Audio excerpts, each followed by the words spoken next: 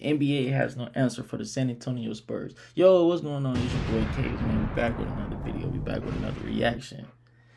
And it's 11 o'clock, man. That's why your boy's still signing. But I've been up all day, though, so ain't finna get into that. But if you're new to the channel, man, make sure you like, comment, and subscribe.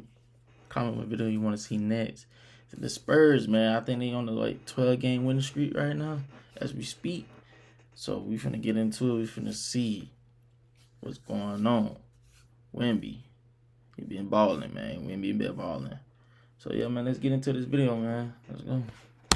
And Wemby just has this old soul mentality where it's all about winning. Facts. He don't care about the praise. It just comes with it. This man is trying to win and accomplish something. Even in the All-Star game, bro, you see Wemby set the tone, man. He wanted to win that All-Star. That's something we needed for the past couple of years, not gonna lie to you.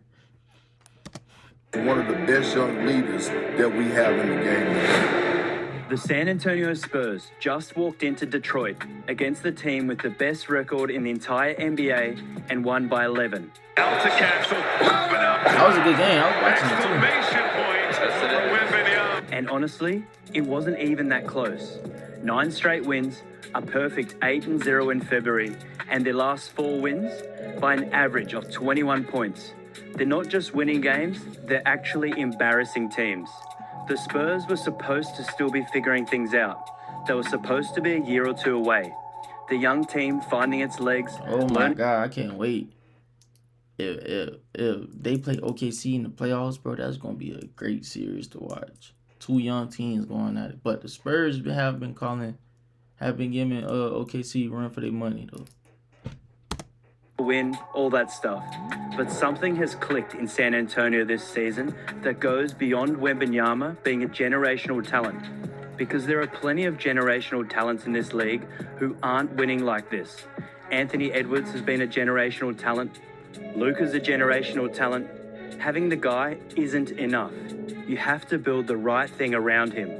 And what the Spurs have built is a system that creates a problem no team has been able to solve. And the Detroit game, that's the one that lays it all bare. Because the Pistons came in with a game plan. They came in physical, they came in aggressive. They targeted Wemby specifically, tried to rough him up, tried to take him out of the game. And for a little while, it looked like it might work, but it didn't. So let's break down exactly what happened in Detroit, why the Thunder keep losing to this team, and the one stat about Wemby that completely changes how you should think about these Spurs.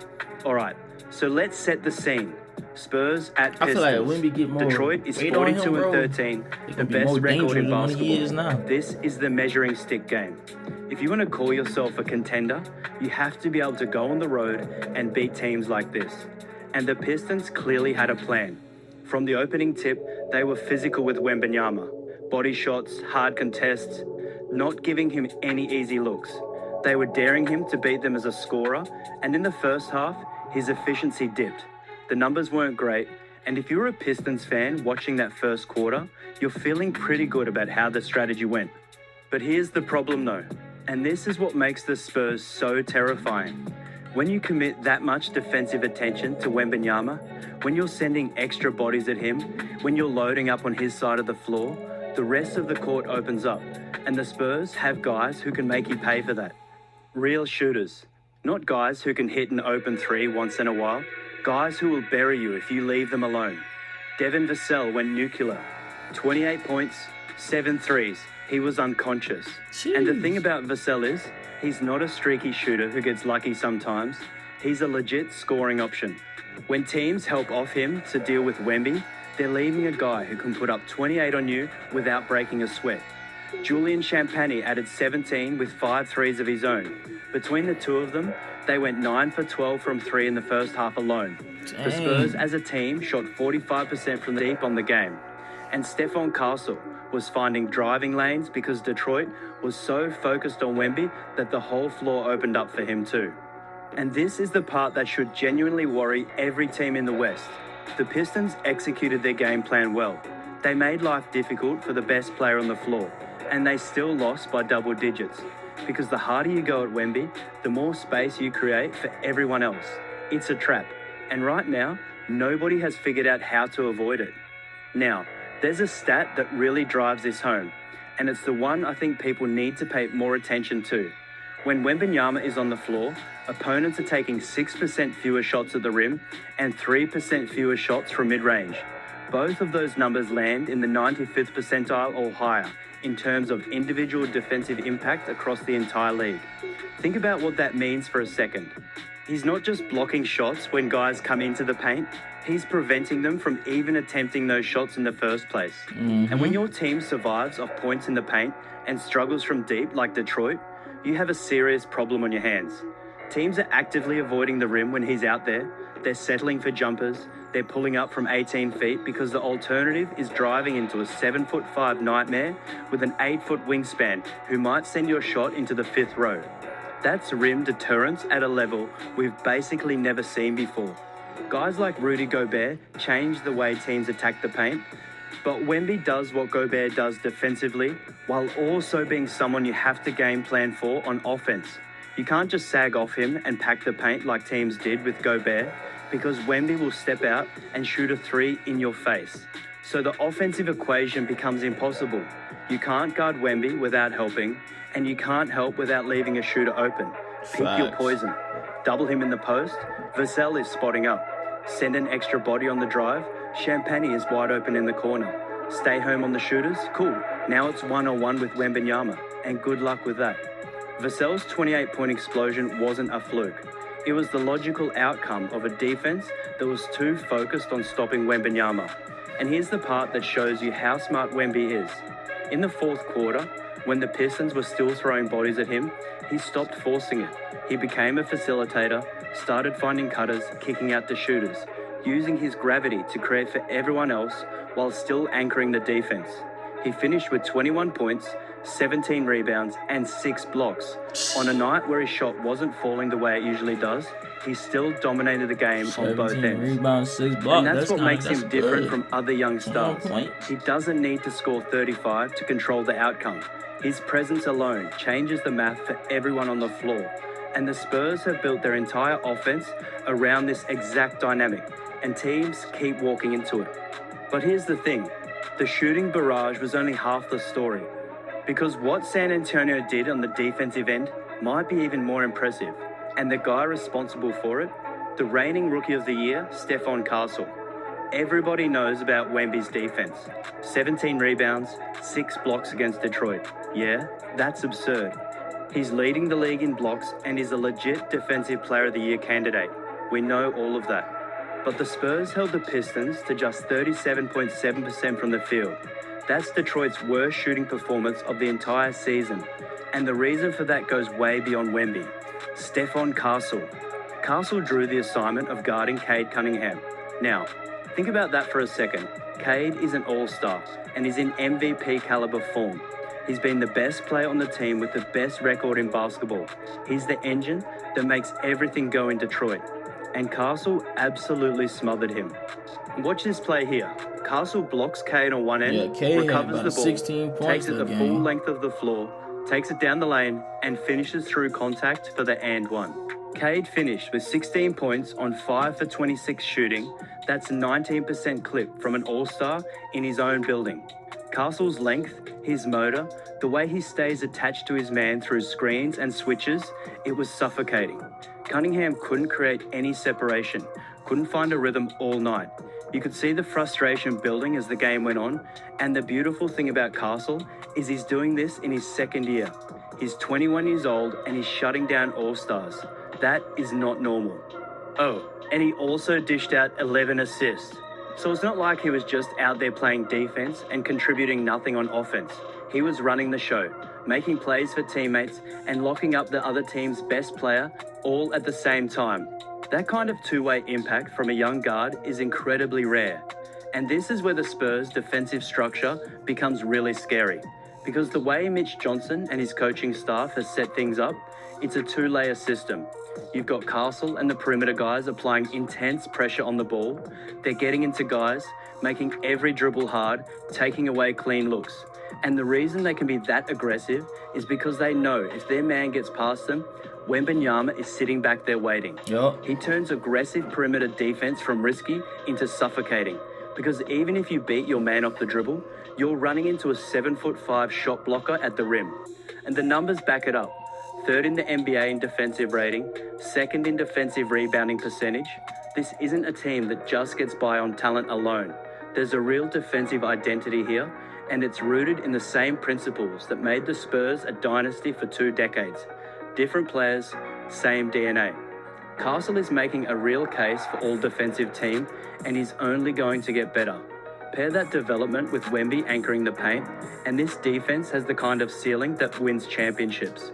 The Pistons found that out the hard way, and they're not the first team to leave a game against San Antonio wondering what the hell happened.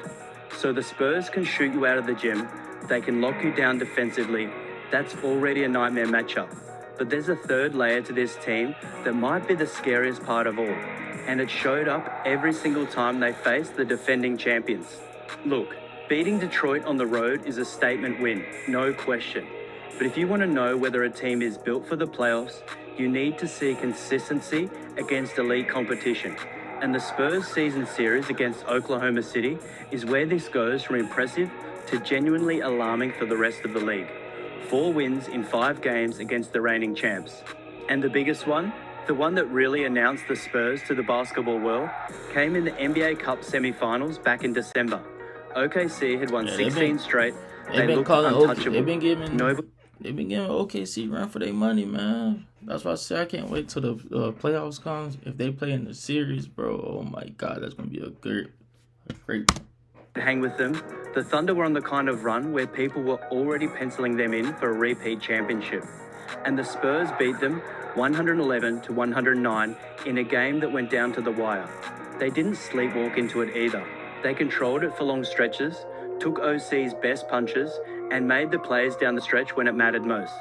That's the kind of win that tells you everything you need to know about a team's mentality. Their most recent matchup was February 4, a 116-106 Spurs win. Now, I'll be fair, the Thunder were missing the majority of their starting lineup due to injuries, so you can put an asterisk on that one if you want. But that almost makes the point in a different way, because the Spurs didn't coast. They didn't take the night off or play down the competition. They came out, executed their system, and took care of business with the kind of professionalism you expect from a team that knows exactly who it is. Keldon Johnson came off the bench and dropped 25 in that one. Wemby put on another double-double, 22 and 14. And that right there is the depth that separates San Antonio from a lot of the other teams in the West. On any given night, someone different can go off for this team. Against Detroit, it was Vassell. Against OKC, it was Keldon. All 5 starters scored in double digits in the Pistons game. De'Aaron Fox has been the steady hand running the offense, bringing a veteran presence that this young roster needed. Castle gives them two-way versatility in the backcourt alongside Fox. Champagny has turned into a reliable floor spacer who can get hot in a hurry. And here's a number that shouldn't be possible for a team this young. In clutch situations, games within 5 points in the last 5 minutes, the Spurs are winning 66% of the time. That's tied for the 4th best mark in the entire league. Young teams aren't supposed to be that composed. Young teams are supposed to crumble in those moments, make the wrong pass, take the bad shot, but these Spurs have an edge to them in close games that feels veteran. And a lot of that comes from Fox. A lot of it comes from Johnson's energy off the bench, but there's also something about Wembanyama's presence that seems to calm everyone down. When you've got a 7'5" safety blanket who can bail you out on defense and create a good look on offense at any moment, it changes the way a team carries itself. There's a confidence there that's hard to manufacture. The OKC series proved the Spurs can go toe-to-toe with the champions and come out on top more often than not. The Detroit game proved they can walk into the toughest environment in the league and dominate. And the February winning streak, 8-0, with their last 4 wins coming by an average of 21 points, proves that this team is peaking at exactly the right time. But here's what really gets me about this Spurs team. Wemby is 22 years old, Castle is in his 2nd season. This core is going to be together for a long time, and they're going to keep getting better. What we're watching right now isn't even the final version of this team. And yet, right now, today, nobody in the NBA has figured out how to beat them consistently. You can try to get physical with Wemby, and their shooters torch you from three. You can try to run your offense through your best player, and Castle shuts him down. You can try to outpace him in transition, and Fox matches your speed while Wemby covers everything at the rim. There's no clean answer. They rank 7th in offensive rating, 3rd in defensive rating, and 4th in net rating. They're elite on both ends of the floor, and they close out tight games. That's the profile of a championship team. They're 41-16, 2nd in the West, 9 straight, and they're still getting better. So what do you think? Can the Spurs go all the way this year? Comment your take below. Remember to hit the like and hype buttons, subscribe to the channel, and maybe check out one of these videos on your... Hey man, can they go all the way this year? Y'all can leave a comment down below and let me know how y'all feel about that. New to the channel, man, like I said, make sure you like, comment, subscribe. Appreciate you for watching the whole video with your boy. See y'all in the next video, man.